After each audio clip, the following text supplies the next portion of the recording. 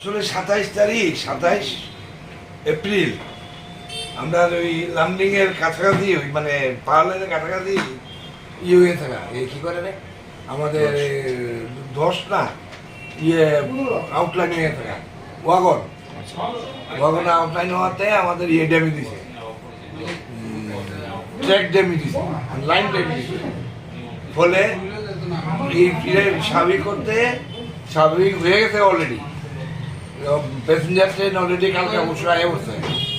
এখন প্যাসেঞ্জার ট্রেনে আসার পরে নিয়ে বলবা লাইট গুড ট্রেন আইব, তারপর আইব মিডিয়াম ট্রেন, তারপর আইব হেভি ট্রেন। আর লাইট ট্রেনও আয় পড়ছে, মিডিয়াম ট্রেনও আয় পড়ছে। আজকে রাত্রে মোস্ট প্রবলি হেভি ট্রেনগুলো গুড ট্রেন পাঁচ দিলে কালকে আয় পড়বো ধর্মনগর।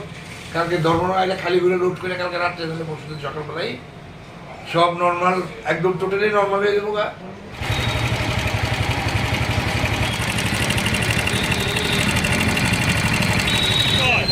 আপনার